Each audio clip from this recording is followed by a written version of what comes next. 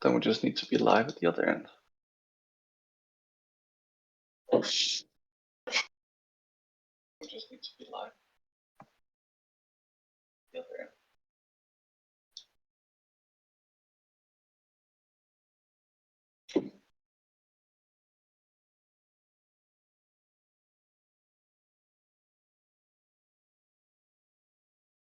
All right, so are we all here? Anyone? Should we wait half a second?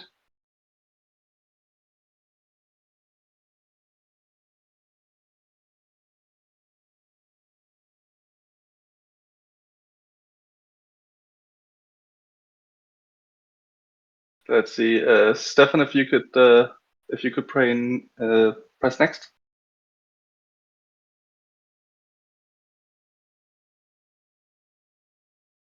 All right. So basically, my name is Jon. I am a army painter, primarily a commission painter, and I'm here to teach you about how to keep at it and basically make get an army painted. This will primarily focus on 5 tips for a better experience in army painting. There are 5 big things that you need to take in mind. Obviously, as it says here, you can see them on screen. Motivation. Why do you want to do the thing? Planning. You need to figure out how you're going to do the thing. And then you need to get the thing. Then you need to start doing the thing. And then you need to finish doing the thing. It is quite simple to put it in that perspective. Next.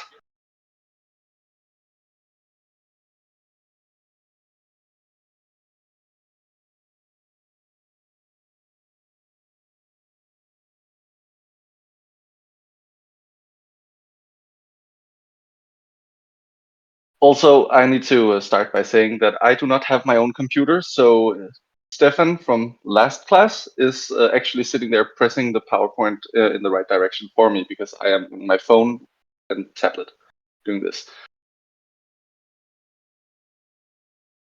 A little bit about me, 36 years old, a month and a half, father of 2 kids, and I've, like everyone else, probably painted when I was a kid. And then I started back up once I had adult money and adult time. Uh, Before I came back to the hobby, I, as it says, only painted 3 armies, and it didn't go very well because I got tired of it after a while. And then I stopped painting it, and then I came back to it, and yeah, it was a little bit of a mess. I sold all my stuff, went to uni, came back to the hobby, actually when my girlfriend was pregnant with our first kid. And since then, in December of 19, I've painted 7 full armies, where 4 of them have been on full commission. I've also painted war bands, painted like smaller projects, but 7 full, at least 2,000 points armies for Warhammer 40k, or Fantasy, or Age of Sigmar. As it says, I regularly paint on commissions. Before anyone asks, I do not take any commissions right now. I'm fully booked, and I am tearing out my hair because I don't know what to do with all these miniatures I have in my house. You can press next, Stefan, if you please.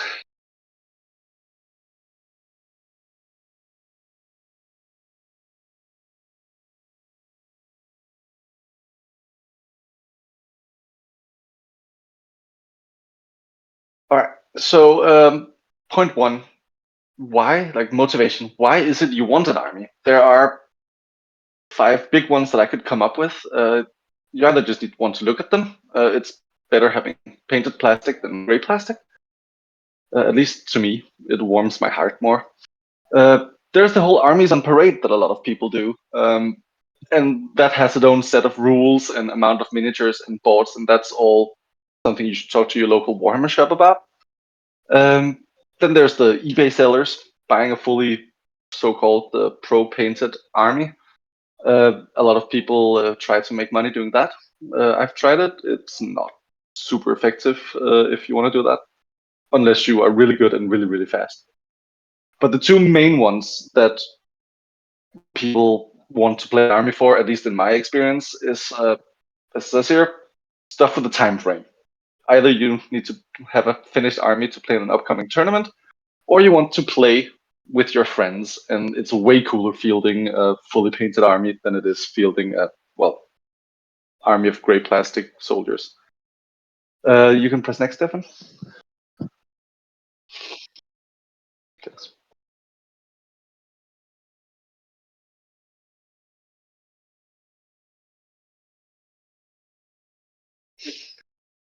The first thing you have to do when starting your army, because you want to make it as easy on yourself as possible. There's a lot of planning to go ahead, so you can just do the thing when you need to do the thing. First of all, obviously, you need to make an army list, so you need to figure out if it's a competitive or casual list, how big it is. Is it a small warband? Is it a giant army? Or is it like one of my customers who has an unending commission project with Custodes that is now at 3,500 points? It seems to be reaching around 7,000 points once we'll be done with that, because everything's like top competitive player. But if you do too much work, if you want it to be too detailed, too like you'll never be done, which is why you really need to make up with yourself. How intricate am I doing with this? How long time do I have to paint? Because you will run out of time because you can always find new stuff to paint. So first, figure out color scheme. For example, Ultramarines, just to take the classic, it's blue. Probably has gold depending on the lore you're doing, the legion you're doing here. But well, the company rather. Uh, but figure out which color scheme you want to do, because it is so much easier finding the correct paints, finding tutorials if you need that, all these things once you know exactly how you want your minis to look like. There's an app for Android, I know. I don't know if it's on iPhone yet. It's called Impcat, where you can load in these files and you can actually sit there on your phone and color in as much as you want. And I often actually sit there and load in the colors, try different things out. And they have like Vallejo paints, they have GW paints, they have most paints actually to load in, so you can see how that exact paint will look at that exact spot on the miniature. I highly recommend it, even though it does cost money. Not very much. I think it's $20 or something like that. But it's worth it if you want to do armor painting. Also, before you start your army, plan your bases. Because, as I also write here, if you know that you have, for example, Mars bases, if you're doing, a lot of people do an Adeptus Mechanicus, for example, you will need red pigments, all that, and you need to find a color scheme that doesn't necessarily clash with the bases. As has effect on the gear, how worn is the gear, all that. So when you plan out your bases, don't do it as an afterthought at the end. It will seriously hamper your ability to enjoy your army. Yes, 3 or 4 euros in App Store. Thank you. All right, next.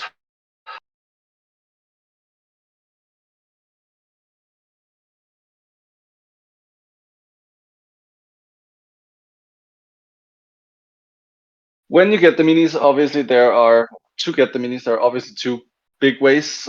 Three if you count printing, which I don't do myself, therefore I haven't taken it in. But you can pretty much just ignore this point if you print all your minis, because then you need to. Well, you don't have any issues with money on it. You can make it exactly how you want, and that's a whole other world. You just have some work actually printing the minis.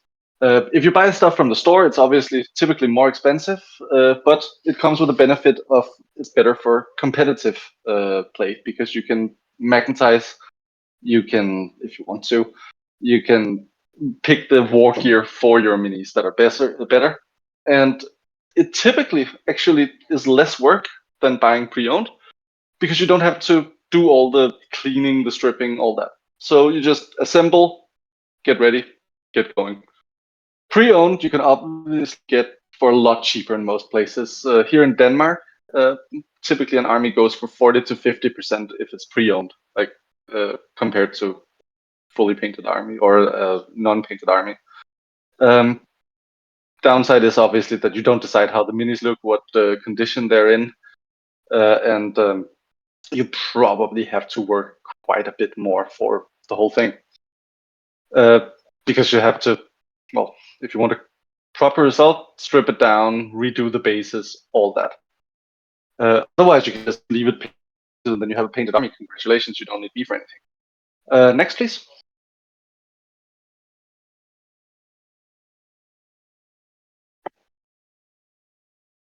When you start, oh yeah, in the background here you see my March of Armies Eldar that I'm doing for this year's March of Armies. That's how they looked once I was done with prepping. Ignore the guy in the middle, that was a test model. When you do assemble and prepper, it's a good thing to start the mindset of factory mode. This means clipping out everything, assembling everything, doing like simply putting it up like it's on a conveyor belt and just go do 10, 20 models at a time. Just get going. It's super duper boring. Like really boring, but it's the most efficient. And as I write here, basing is optional at this point. It will make it a lot easier when you paint to have the bases done. It's less fiddly. It will also make it more difficult to do the bases if you do them at this point, because you can't really reach in if you have a lot of cloaks and stuff. But it makes it a little bit easier. Yes, basically, if you assemble it on the base with the base, you have something to hold on to when you paint, which will speed up the process a lot, unless you want to pin all the feet and put them on separate holders, so you can just like for quickness sake, it's a lot easier to have them on their bases from the start. And this is basically lessening the burden of painting an entire army. At this point, it's also like prime all your models. Give them, if you do Zenith, like you see Zenithal highlight, I did, get it all done so you're ready to put colors on when you're done with prepping. Obviously, do the whole mold line removal, all the prep work. I will take questions on what that entails for me. Typically, I just do like mold line removal, like assembling, mold line removal, stripping if I got a pre-owned model, all that. This, like, as long as you have everything assembled, the basing is just up to your preference. Some people like just putting some basing paste on at the end. I like, as you might be able to see there, putting a little bit of cork and some different textures on. That's personal preference. It is not relevant as to whether or not your army can be fielded, obviously. Texture paste or whatever is enough, even for official Games Workshop sanctioned tournaments. Next, please.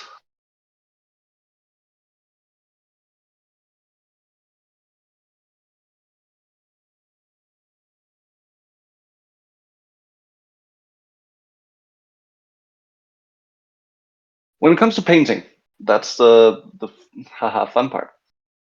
For me, at least, I find it extremely important to know everything before I start. So that means color scheme and trying it out.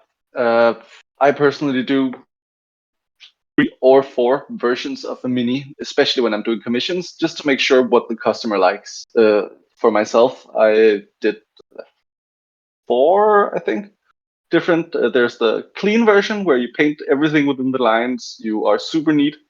You do it as tight as possible. Then there's the fast one, typically just slap chopping or doing contrasts with a few highlights. And then there's the grim dark I like to do with the reductive technique with enamel washes and taking them back with isopropyl or white spirits. Getting back to that. I think was it Lasse who did the weathering part, and you can do a full wash on a typical infantry miniature with AK Interactive's what's it called, streaking grime, and then you can just take it off again, and it is fantastically easy and gets really good results. But the models will look insanely dirty. If that's your thing, that's awesome. I did it with the Nurgle army. It looked great. At least I thought so. But when you do your test model and have your colors picked out and all that, take notes. Make sure that you didn't spend too much on it, because if you know you can only paint 2 hours each night and you have 3 months to paint an army, then that is not a terrible amount of hours to paint 150 miniatures.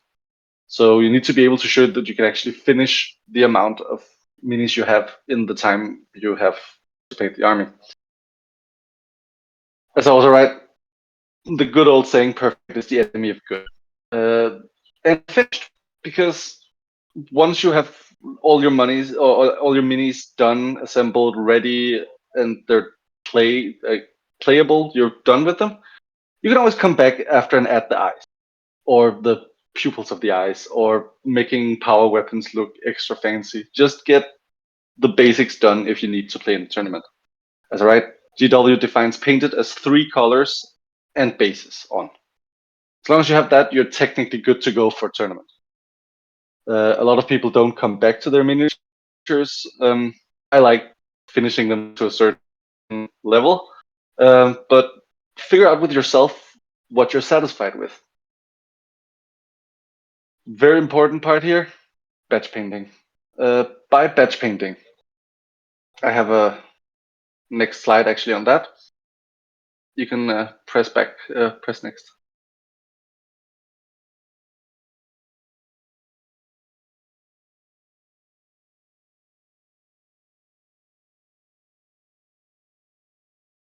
This sort of says what is batch painting for beginners. A unit at a time, and by that I mean at least a unit at a time, especially with what's it called, infantry. If you can discern what's in the back here, I have 2 units of 40, no, 2 units of 30 clan rats that I painted at the same time. And that took me a week of painting a few hours each day. The way I did that was simply by having a very, very simple color scheme where the lighting from below is what mainly unifies it. And then each unit had, for example, the unit on the left, they had purple cloaks and gray skirts, or whatever you want to call it. And I painted all the purple cloaks first. And then I went to all the gray skirts, and then all the eyes, and then all the weapons. And then, like, so you do one thing at a time, one color at a time, because that ensures that your brush strokes are similar on each and they don't look out of place. I got actually an excellent question in on the Discord server the other day. Like, how do you sort of ensure that it like looks the same? And in general, I would say there are 3 points you should take in mind. You need to have uniform bases always, but then same theme. For example, with the rats you can see in the background here, they all have green crystals that light up from the bottom. So regardless of what happens, the green light will unify them, so they will look like an army. And then there's obviously the whole thing about themes, like are they all pirates? Are they all, like, if you do conversions, are they Star Wars miniatures? Like, are they what's your theme? Which is also obviously important. Don't get too distracted. That will cause you a lot of pain. Listen to podcasts or music or audiobooks or something.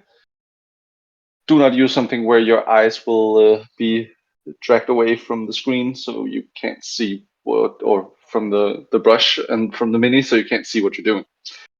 That is the main point. If you do the batch painting part, do the bases, then glue the models on. When you do it, if you have a very intricate basis. If you have easy bases to get to reach, make the bases first and then do them. Because with bases, as I said earlier, they have a tendency to affect how the minis look. Everyone is a slave to their environment, if you will. So don't be, if you will, scared of trying a little bit of extra weathering, and maybe go back and watch the video on demand about weathering if you're not sure how to do that. But dust and all that kind of stuff settles into creases and crevices and stuff on the Mini. So when you paint that, be sure to take into account what your bases look like. And probably the most important part of this whole thing: don't spend your time on the troop choices. If you have limited time, don't spend 40 hours painting. It's not worth it. People will never pick it up when it's at the table. They will pick up your Avatar of Cain or your Bloodthirster or your Greater Demon of Nurgle or whatever main badass miniature you have. So spend your time there. Otherwise, you'll just hate life when you run out of time and have half your army unpainted. But honestly, unless I think that's it from the basics. Is there anything you would want me to go through? You can press next. Next one up is Q&A. Not much more to it. It's mainly about organization.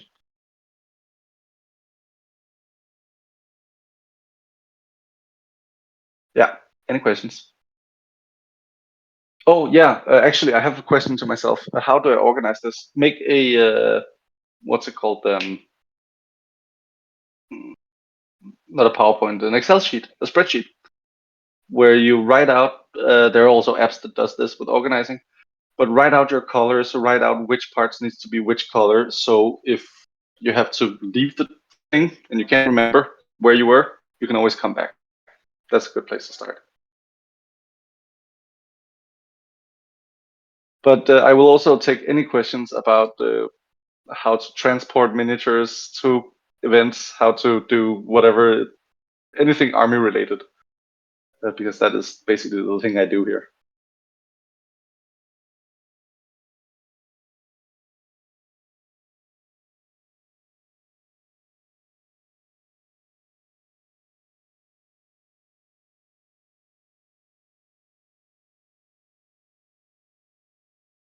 And if there are no questions at all, I am happy to relinquish my spot and give it back to Stefan.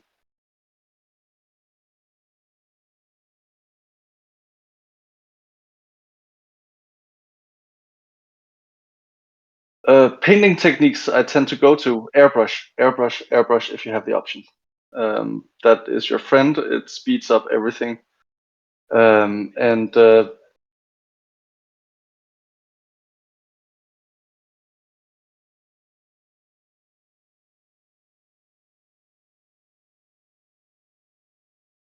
yeah, if you have problems with the bases for armies, you don't want your bases to be the thing that takes the longest time if you are under time constraints.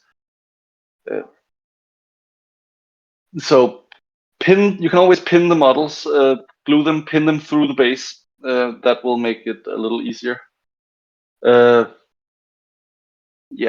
and too much textures. Yeah, but pinning is literally the thing. Or you can texture them into it, right? So build the bases before, and like I did with my Eldar, they are actually just glued to the bases while the texture base is drying. But pinning is what I would do for a little more like standing on stuff and all that jazz. Just get very comfortable with pinning. Dennis, you asked freehand in army painting. If you have time to freehand in your army painting, definitely do it. If you don't have time, just do it on your characters if you like it. And about colors, there are no colors to avoid if you know how to handle the color. The question is, do you have time to handle that color? So if you suck at painting blue, don't paint blue.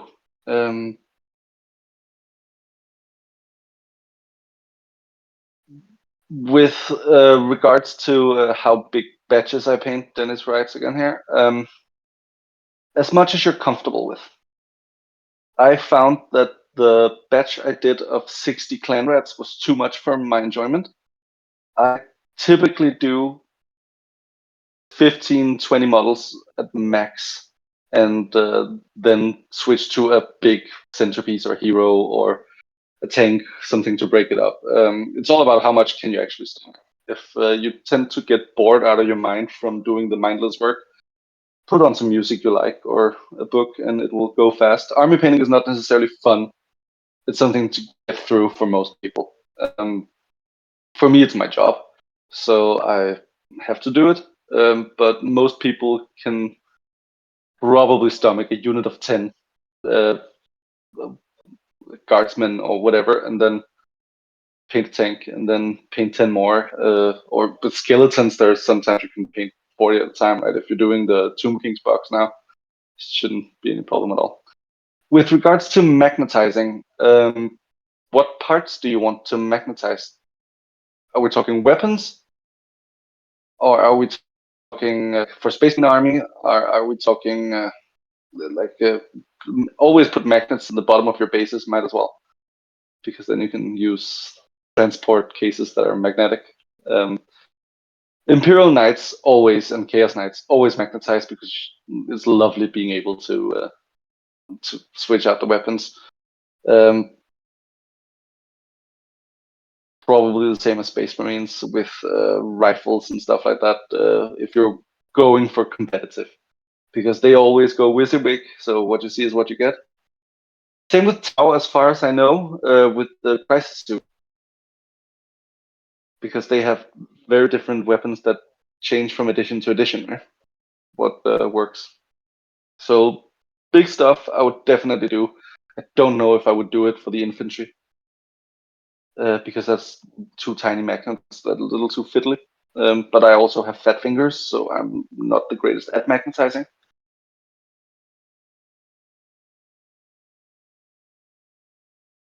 Yeah, so definitely crisis suits. I would probably actually take the time if you plan on using them for gaming. Um, Dennis asks, how many painting handle do I own? I have 4. No, 3 that function right now. 3 that works. Depends on the miniatures. Larger stuff I free fist. The when I painted the Incan recently for my Eldar, I just held it in my hand because I found it easier to switch around. Hold it by the base, and then paint the trim of the base at the end. Nice way to cap off the paint job. Um, Typically, characters that fit in a normal painting handle, I will definitely put in a painting handle. But if I'm batch painting 10 miniatures, I don't care at all. I will just free fist it. It's about efficiency, not necessarily about like if I had 20 painting handles, I would definitely put them on painting handles. But switching between stuff that is on painting handles and stuff that is not on painting handles is a pain in the ass for me, honestly.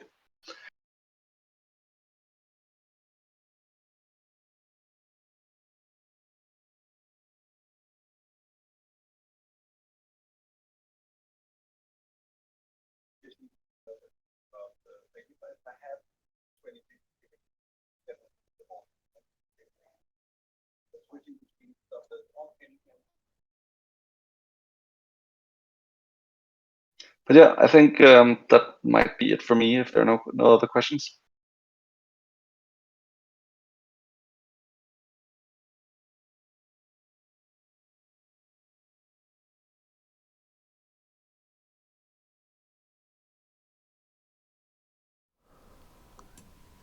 Turn mine back So up. yeah, Stefan, take over again.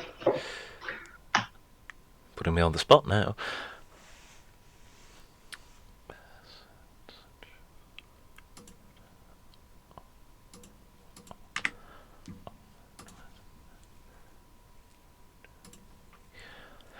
So, hopefully, I am coming through on Twitch again now. I think we all would very much like to thank John for providing his excellent class that was given to us on army painting. I'm sure we all learned a lot. I know I certainly have, and I may even have a go at painting one myself. As always, I'd like to extend a heartfelt thanks to all of the organisers and indeed everyone who has given a class at SquidCon for this year. I'm sure we'd all like to do that as well. And if you wish to join the Age of Squidmar Discord server, links are available probably everywhere at this point, but otherwise just look for the YouTube channel. They're bound to be there. You are, of course, always welcome, and you can join in our challenges, join in everything that we have going on. Other thing, of course, is that if you are painting and you have learnt things from any of these classes, do feel free to tag the Squiddage Instagram account on Instagram, obviously, in order to so we can track all of it and we can share everything that you've been doing. If there's any further questions that you might have for anything, feel free to direct it towards that account, or if you're now following the people that did the account, you can, of course, direct them towards there. But yes, hopefully you've enjoyed yourself. Thank you all for being a lovely and receptive audience, and we may see you for SquidCon 2025 by this point, good lord. Or we may do even more of these things over the summer or later in the year. But yes, thank you all so much for listening, and I shall no doubt talk to you at another point, probably doing another class. If not, I will see you on the server. Cheerio all from me and all of the mod team.